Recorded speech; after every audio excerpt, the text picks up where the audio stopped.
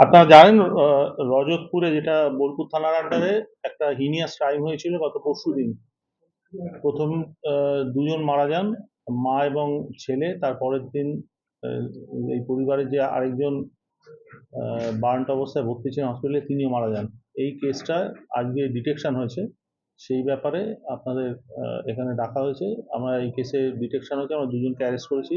গতকাল অ্যারেস্ট হয়েছে, ওর নাম হচ্ছে নাজনীন নাহার অ্যালিয়াস সিপি। এ হচ্ছে যে ডিসিজ যিনি আছেন তার ভাইয়ের ওয়াইফ। আর আজকে অ্যারেস্ট হয়েছেন পাশের গ্রামের শফিকুল ইসলাম এলিয়াস চন্দন। এ হয়েছে আজকে অ্যারেস্ট হয়েছে, কালকে ফরওয়ার্ড হবে। দুজনকে আমরা অ্যারেস্ট করেছি, এদের কাছ থেকে আমরা কনফেশন পেয়েছি। পুরো ঘটনাটা এই দুজন মিলেই ঘটিয়েছে।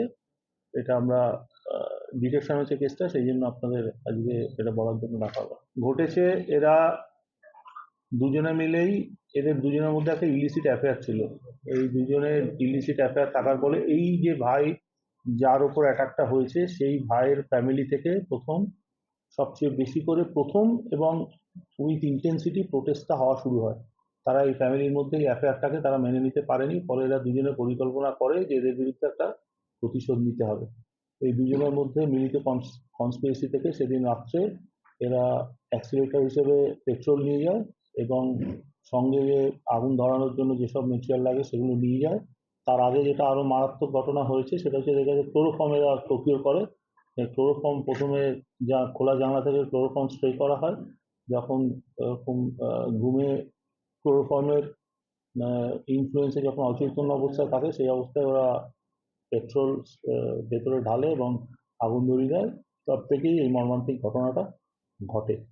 মোটিভ মূলত এই যে ইলিসিট অ্যাফেয়ার এই দুজনের মধ্যে ছিল, সেই ইলিসিট অ্যাফেয়ারের প্রতিবাদ যেহেতু এই ফ্যামিলিটার থেকেই বেশি হচ্ছিল, স্বামী স্ত্রীর থেকে, তার উপর প্রতিশোধ স্পৃহা থেকে এই ঘটনাটা তারা ঘটিয়েছে। পরিকল্পনা করেই ঘটানো হয়েছে, নির্দিষ্ট পরিকল্পনা করে সমস্ত যা যা উপকরণ সেদিন লাগবে সেগুলো প্রকিউর করা হয়েছে, সেই মতো সময় আগে থেকে জানানো হয়েছে, দুজনের মধ্যে কমিউনিকেট করেছে, সেই অনুযায়ী তারা এসছে এবং এসে ঘটনাটা ঘটিয়েছে।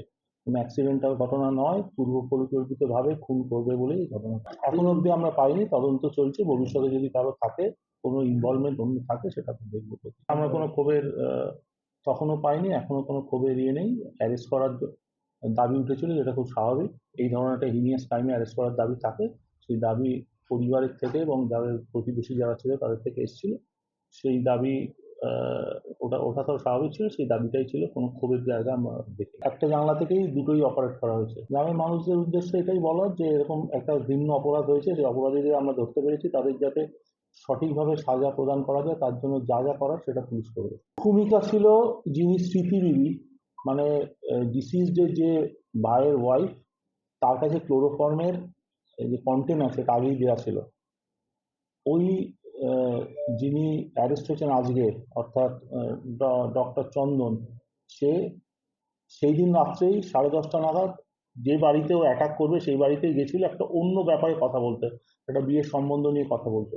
ফেরার সময় ওর সাথে কথা হয়ে যায় স্মৃতির সাথে যে আমরা এরকম ঘটনাটা ঘটাবো, তার জন্য যা যে জিনিসগুলো লাগবে, যেমন কন্টেনার অফ পেট্রোল, বালতি, স্টিক, ন্যাকড়া, সব আমি নিয়ে আসবো, তুমি শুধু ক্লোরোফর্মটা নিয়ে আসবে। তারপর দুজনে ওখানে এসে এক জায়গায় হয়। হওয়ার পর ও বারান্দাতেই দাঁড়িয়ে ছিল, স্মৃতি দেখছিল কখন আসবে, কারণ ডাকাটাকি করলে অন্যদের কানে চলে যাওয়ার সম্ভাবনা ছিল। ও আসার সঙ্গে সঙ্গে ওরা দুজনে এক জায়গায় চলে যায়। ক্লোরোফর্ম ক্লোরোফর্ম স্প্রে করে প্রথমে। ক্লোরোফর্ম স্প্রে করার পর বালতির মধ্যে করে পেট্রোলটা জারিকেন থেকে বালতিতে নেয়, কারণ জারিকেন দিয়ে জানলা দিয়ে ঢালাটা ডিফিকাল্ট ছিল। প্রথমে ঢালার চেষ্টা করে স্মৃতি, ও ঢালতে পারেনি, ওর হাইট ছোট ছিল। তারপর ঢালে এই চন্দন, যাকে বলা হচ্ছে কোয়াক ডাক্তার, ও ওটা ঢালে এবং ঢালার সময় দেখা যায় ওর গায়েও কিছু স্প্রিঙ্কল, কিছু পেট্রোল এসে, ও যখন ওটাকে স্পার্ক করাতে যায় তখন ওই স্পার্কটা ওই জানলায় যে ছিটেটা পড়েছে তাই ছিটে থেকে ওর গায়ে এসে যায়। ওর কানের কাছেও আমরা ইঞ্জুরি পেয়েছি। ওর ইঞ্জুরিটা ও কনফেস করেছে যে ওখান থেকেই ওই ইঞ্জুরি হয়েছে, বার্ন ইঞ্জুরি। ওর মেডিকেল এক্সামিনেশন যেটা করানো আর অনুযায়ী সেটা করানো। দরজা তো লাগিয়েই শুয়েছিল, এরা বাইরে থেকে দরজা লাগানো, ওরা খুলতেই পারে না, অচৈতন্য অবস্থা, অর্ধ অচৈতন্য অবস্থায় ছিল। ফলে অনেক পরে ওরা সেন্সেশনটা, যে ফায়ারের সেন্সেশন, সেটা অনেক পরে পেয়েছে। যখন পেয়েছে তখন অলরেডি আমাদের মনে হচ্ছে যে 70-80% বার্ন হয়ে গেছে। চন্দন অ্যারেস্ট হয়েছে মুর্শিদাবাদ থেকে, মুর্শিদাবাদ নবগ্রাম থানা থেকে। পরিবারের তরফে কমপ্লেন কে করেছে? আকবর আলী কমপ্লেন করেছে। উনি ওর খুঁড়তো ভাই। আমরা দেখবো যদি তদন্তের প্রয়োজনে মনে হয় পুনর্নির্মাণ করার দরকার আছে, এভিডেন্সিয়াল যে আমাদের এভিডেন্স মার্শালিং করতে হবে, তার যদি প্রয়োজন হয় সেটা করবো।